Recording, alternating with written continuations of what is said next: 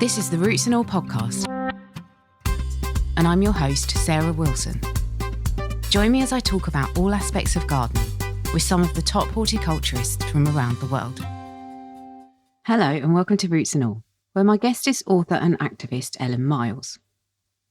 Ellen is the founder of Nature is a Human Right.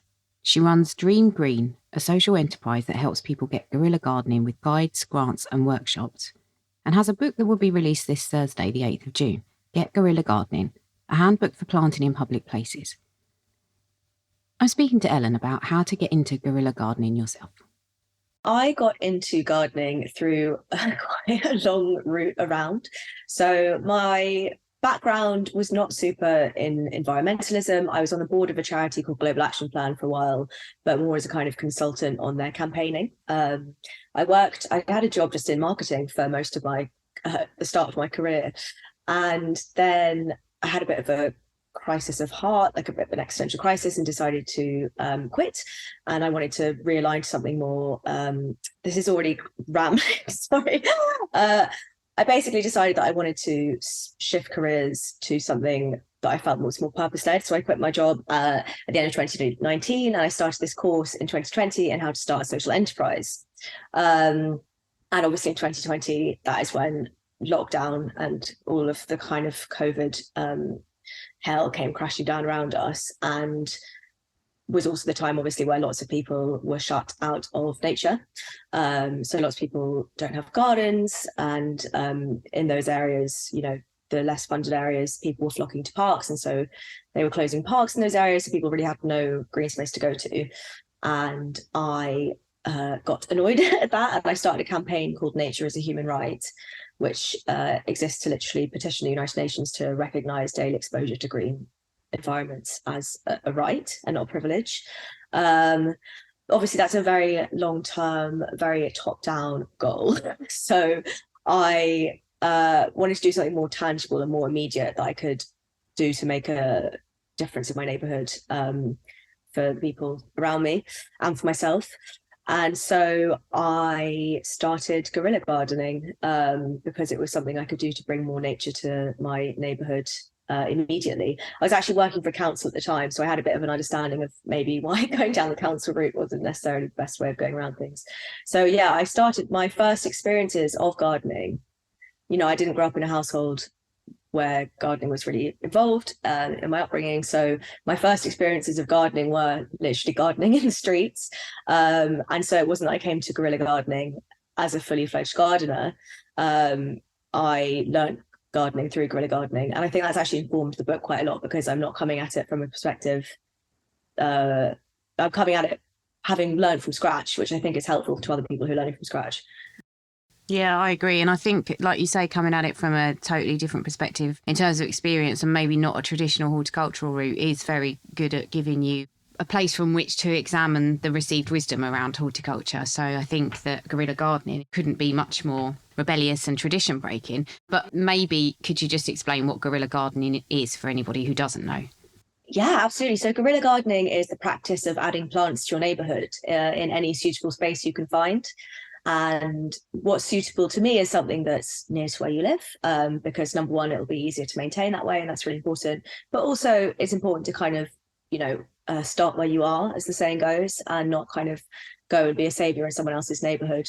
So find somewhere near to you, and that could be bare soil or it could be concrete on which you kind of put planters. And the second thing it should be is somewhere that's kind of a bit lifeless currently, a bit devoid of life. Maybe the council made a bed and they've neglected it or just abandoned it, or perhaps there's someone that's never had any life there.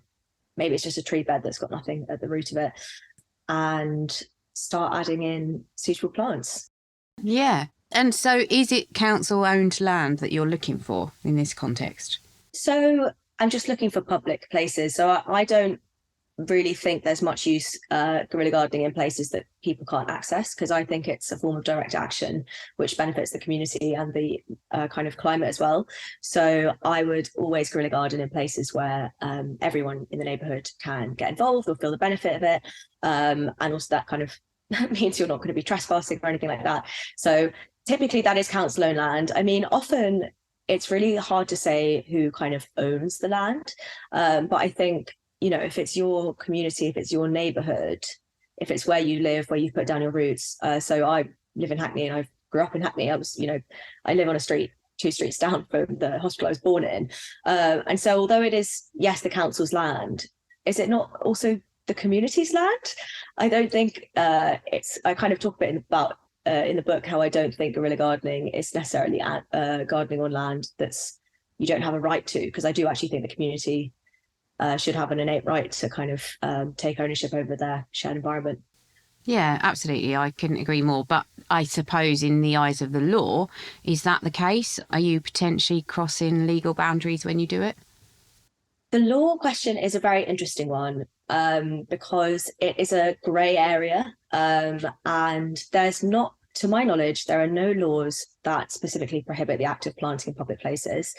There are kind of bylaws and other laws that could be associated with guerrilla gardening. So, for instance, public nuisance, trespass, vandalism is one. People could argue that you're kind of defacing public property, but I think you kind of don't have a leg to stand on if you're saying that beautifying a spot that was completely derelict beforehand is vandalism. I would say letting things go to rack and ruin is the kind of vandalism in that situation. So it's not technically illegal. Some people like to define guerrilla gardening in terms of guerrilla gardening where you don't have permission to, where you don't have rights to, but councils, from one council to the next, there'll be slightly different rules. Even councils are often inconsistent within themselves. So like from 1 month to another, or, maybe they've just not communicated well internally. So Hackney had this thing where they said, we're welcoming everyone planting in street tree beds. And so loads of people did. And then a year later, they tore it all up.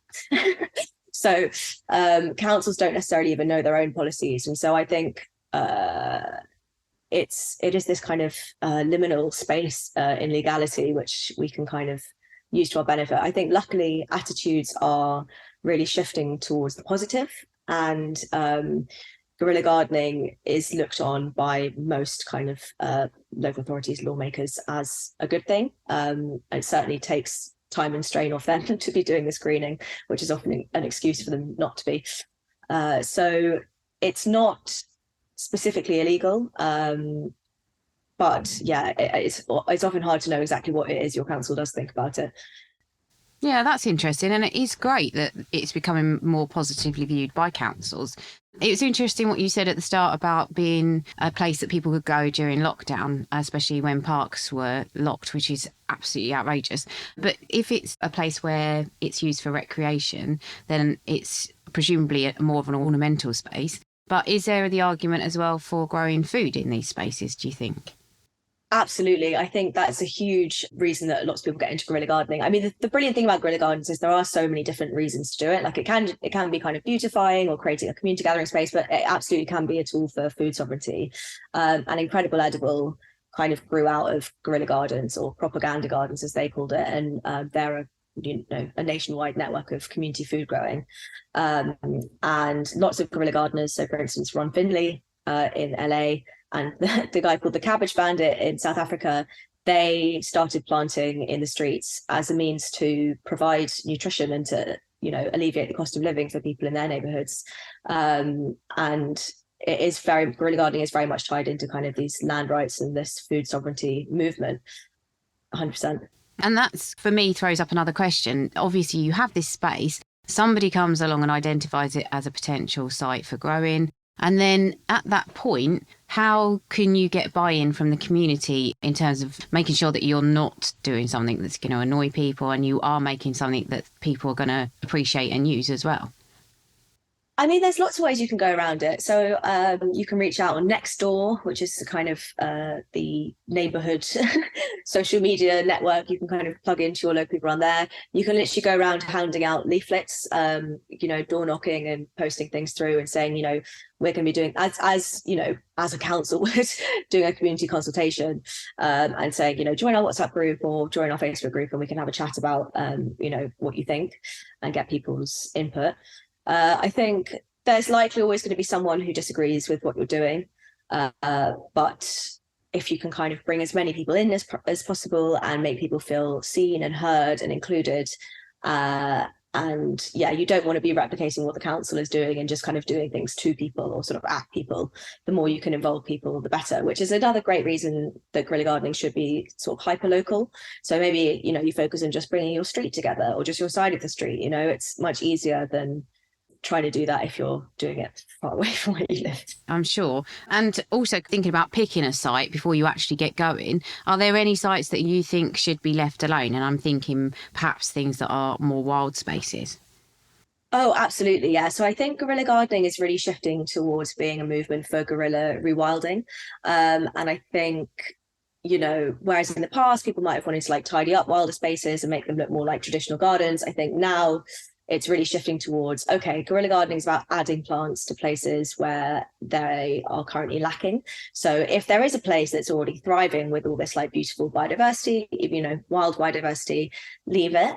I think it has to be a spot that's been left somewhat lifeless.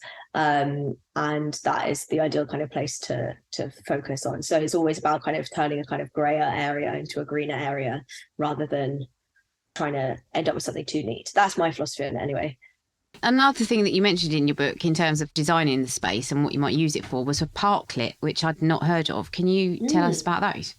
Yeah, a parklet is just a sort of a little park and there's lots of ways you can do it. There is an organisation in London, actually, there's the London Parklet campaign, which campaigns for parking spaces. So it's called a parklet because number one, it's like a small park, but also they put them into parking spaces.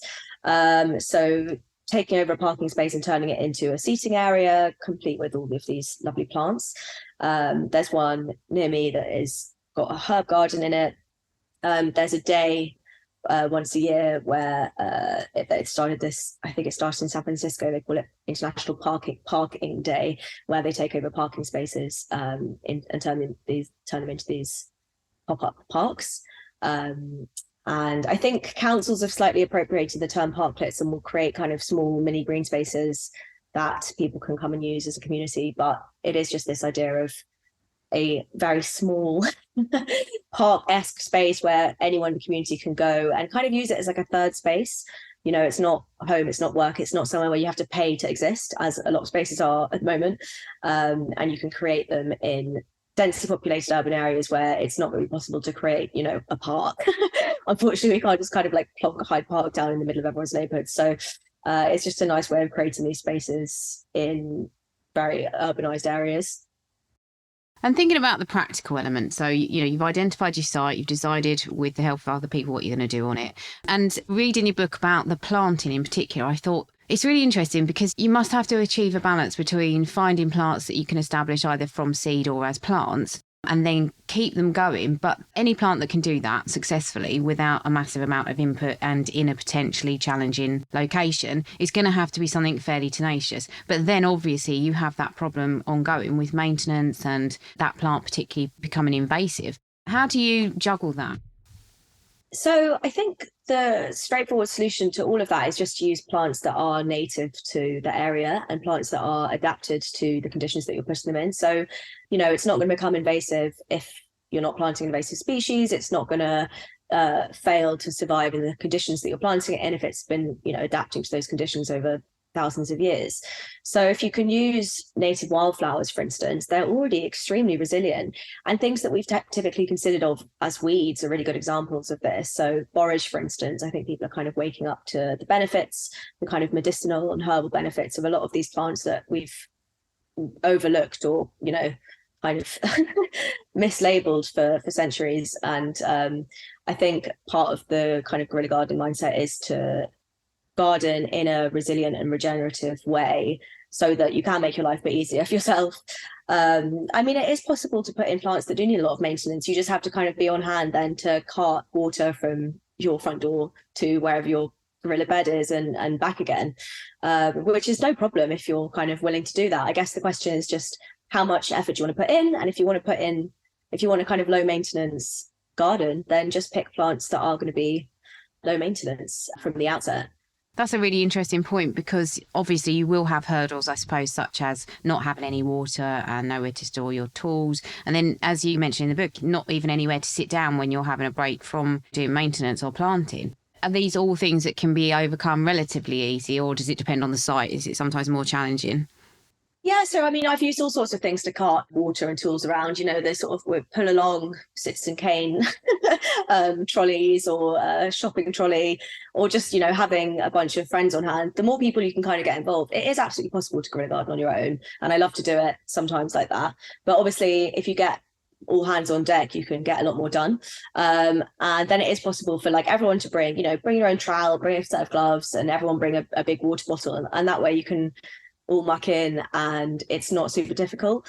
In terms of place to sit down, I mean, yeah, it's not like sitting in your own kind of like lovely garden, but if you're with your mates, you've got some music on, you can kind of just like hang around, sit in the street for a bit, just as long as you're not obviously obstructing paths and getting in everyone's way and being a nuisance.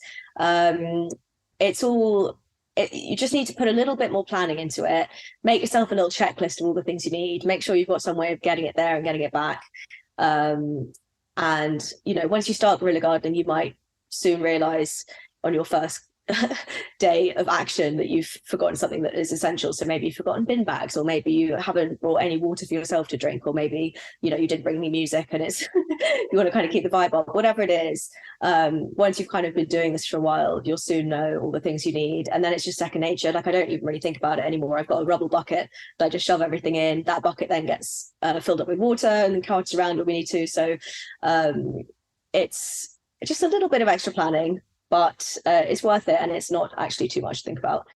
No. And in terms of maintenance as well, I'm assuming that is where it's really useful to have got the buy-in of local people and to have, as you say, got perhaps a group of people behind you so that you can share the load when it comes to maintaining it. But are there really good ways that you can employ to ensure that a garden continues to thrive once it has established?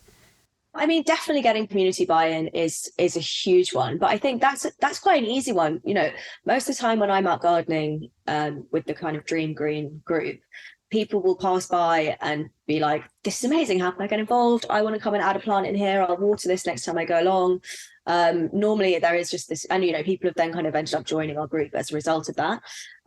In terms of keeping the garden flourishing, I mean, it's just a case of first observing and then kind of making whatever changes need to be done on that. I think observation is the cornerstone really of any regenerative practice, and letting nature lead and kind of letting the plants tell you what's working, what's not working, what they need, seeing the site over different times of day and different times of the year. I can't give any one size fits all advice, unfortunately, but it's certainly a case of listening to the patch, and also bringing the community in to help you keep it watered for sure. Yeah. I think another challenge that you might face, and I've faced this myself when I've done gardens in urban areas basically, is that you sometimes have people who come along, pinch plants or kick stuff over. Yeah. Is there a good way of dealing with that as well? If there is, I've not found the magic solution. And there's still people that will chuck glitter into planters that I've created. There's still people that will kind of like kick. I had one of the planters that I built, someone kicked the side of it in. There's always going to be people in the community who, well, I see that more as my failing than as theirs, because that means I've not done a good enough job of making everyone in the community feel included and make them feel like this is their space too. I think people have that reaction against things when they feel like there's kind of nice things happening that they're not involved in, or that they're being excluded from. So I guess the trick there is not to kind of try to chastise those people or to, put up angry signs against them, but to try and work out how to bring them in and make them feel more involved. You can put signs up just kind of explaining what the garden is and what you're doing, and that should deter more people from trashing it. If they can see, the community have come together to build this, it's not kind of, I think that does help more than people thinking it's a council initiative. But always, I don't know, trying to involve everyone. I also think there is the kind of broken windows theory, right? So like if you don't visit your site often and pick the litter, then litter's going to accumulate and more people are going to start throwing their rubbish into it. Same with if it's falling down, if it's looking a bit dilapidated, a bit overgrown. You've got to kind of keep on top of it so that people can see that it's an intentional cultivated space rather than something that's making their neighborhood sort of look worse off. Yeah, absolutely. What really appeals to me about this is if you try to do this kind of thing in a formal setting and on a formally organised basis, you would have, particularly because it's a public area, paperwork coming out of your ears. And you don't, I think, if you're guerrilla gardening, but there are things I presume people do need to be aware of. I mean, in your book, you've got examples of some amazing spaces, but people have done things like built planters. And if somebody then comes down the street and trips over that planter or gets a splinter from it, is there a question of liability there? I would imagine that is when you are open to charges of public endangerment, public nuisance. But I have taken great pains in the book to go through all the ways that you can really try and avoid that. It's really important to keep paths clear for wheelchairs, especially because, everyone has the right to be able to use these streets. And you need to be really considerate when you're planting. I think bringing more voices in from the community, as many kind of different perspectives as you can from the outset when you're building that, will mean that you don't have those like blind spots when you're building stuff, and you won't end up creating something that's going to be a barrier for someone. And yeah, always make sure that things are securely fastened. You don't want anything like dropping on anyone's head. You can't just be slapdash about this. Guerrilla gardening is definitely, low cost. It's got a DIY attitude. But we owe it to ourselves to represent the movement, and we owe it to our, local community to make sure that what we're doing looks and is kind of structurally sound, and, beyond that, looks great and looks kind of like a nice thing and not some kind of scrappy rubbish thing. So yeah, I mean, always sand edges, don't leave rusty nails jagged out. If you're deconstructing a pallet, for instance, make sure you've pulled out all the old nails. Just be really considerate, and always consider who else is going to be in the space and how it might affect them. There's a lot to be said for adopting that attitude, I think, across the board anyway. So I think this just reinforces and encourages that level of public responsibility for your community. And I was thinking back to what you said about if it is a space that's owned or managed by a public organisation, should you try and communicate with the local authority, for example? Is it difficult to get hold of the relevant person? In my experience, it hasn't been too difficult to find the right person, but it has been difficult then to pin down any form of agreement. I think what I like about guerrilla gardening is the complete autonomy and freedom of it. And I also really believe in empowering communities from the grassroots. So I think, we should have the right to plant outside our front doorstep. So you can engage with the council if you want to go around that way, if that would make you feel safer. And that would make you feel more confident in what you're doing. And I would still count that as guerrilla gardening, because I call guerrilla gardening kind of, planting in public places. I think defining it in terms of permission gives the council the power. If the council is saying, yes, you can do it, or no, you can't do it, say unbeknownst to me, I was guerrilla gardening my street and the council just changed their mind halfway through my action as to like, oh no, we didn't allow it before, but now we're going to allow it. The meaning of what I'm doing doesn't change. So I think you can absolutely engage the council if you want to and still, feel good about what you're doing. Is still guerrilla gardening. But I personally, it's not something I do. I can't be bothered. Having worked in council myself, I know how much red tape there is. I know how difficult it is for them to say something because they're next on the line. There's always going to be someone in the community who has a go at them, or, God forbid, like tries to sue them or whatever for doing these things or for agreeing to these things.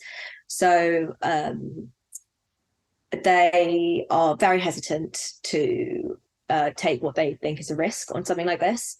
So that's in their favor, but also to their detriment. They don't really trust the community enough. They don't think the community knows what they're doing. And there is so much talent and so much knowledge within communities that I really think we should be given more credit and more respect. So it's basically long answer short. It's up to you. You might be tearing your hair out by the end of trying, though. Fair enough. Yep, I got you. I do understand what you're saying. So moving forwards, if people are interested in this, and obviously your book is fantastic. It really is. It's really comprehensive and I loved it. But if people are interested, is there anywhere else that you would point them towards if they want to get involved? If you want to get involved in guerrilla gardening, so I run an organisation called Dream Green, which provides guerrilla gardening workshops, guides. We've done grants before where we've given micro grants out to various communities to create their own guerrilla gardens. I would advise you just to look around your area to see if there's a local guerrilla gardening group, and there probably is. It might be a case of just kind of searching the guerrilla gardening hashtag on Instagram or asking around the local community. But once I've started talking about guerrilla gardening to people, either they won't have heard of it, or, one time out of 5, let's say, they'll be like, oh, I've done that. And yeah, if you start looking for guerrilla gardeners around you, you'll probably be surprised just how common it is. And if you want to get guerrilla gardening, so I've mentioned Dream Green, but it's not, guerrilla gardening's not, it's kind of a global movement, but there's no kind of guerrilla gardening authority. There's nothing you have to subscribe to or sign up to or anything like that. It's not like a kind of Extinction Rebellion thing. It's like painting, for instance. To do it, you just have to do it. So if you want to get involved in guerrilla gardening, just get guerrilla gardening. What are you waiting for? Thank you to Ellen for coming on the podcast and sharing her knowledge of this incredibly powerful tool we have to disrupt and reclaim our urban spaces, for both us and for nature. And thanks to you for listening. Next up is Dr. Ian Bedford, talking about the potential one particular bug has to elevate us to superhero levels of invincibility. In habitats throughout the world, a remarkable 45,000 different species of spider have so far been discovered, and 650 of these reside in Britain. Besides their key features of having 8 legs and a venomous bite, all spiders produce silk, and they use their silk for different purposes, such as creating egg sacs, traversing surfaces, and for wrapping up and storing their food. But probably the most well-known use of their silk is to create webs that are usually suspended between structures for catching their prey. However, not all spiders use webs for this purpose, since some make them into protective canopies for their young, whilst others lay them on the ground, where they work like tripwires to alert the spiders to danger or prey. And there's even spiders that don't make any webs, but just rely on their stealth and camouflage for ambushing their victims. But for those that do make webs, they'll follow a distinct format, ranging from orbs and sheets to lace and funnel shapes. And the web's architecture will often be so unique that it'll reveal the family or even the species of spider that created it. How these spiders instinctively build their webs, though, remains one of the fascinating enigmas of the natural world. But this innate behavioural trait has clearly become hardwired into their DNA over the 100 million years that we know from specimens within ancient amber they've been using silk to trap their prey. Spiders produce their silk from a gland inside their body, and it's stored as a liquid inside their abdomen. Then, when required, the spider uses its rear legs to push the liquid out through tiny pores called spinnerets, where, as it emerges, it rapidly dries into a little silk thread. A thread that research discovered is amongst the strongest and most resilient natural fibre that's ever been found, which unbelievably is 5 times stronger than steel. And when it's made into a mesh, it's tough enough to stop a small bullet. It's also very elastic and incredibly lightweight. So if ways are found to mass-produce spider silk cost-effectively in the future, then our 8-legged acquaintances from the natural world may well have given us all the potential to protect our bodies with clothing that previously might only have been seen in a comic book. You can download or listen to the podcast direct from the website rootsandall.co.uk. Please also check out my Patreon, where you can make a one-off donation or take out a monthly subscription to help support the podcast. Because if you enjoy the show, please help it continue. I also have a GoFundMe where you can make a one-off donation. Even a one-off donation of £1 helps, and I'll be really grateful for your support. So please go to Patreon or GoFundMe and search for Roots and All Podcast.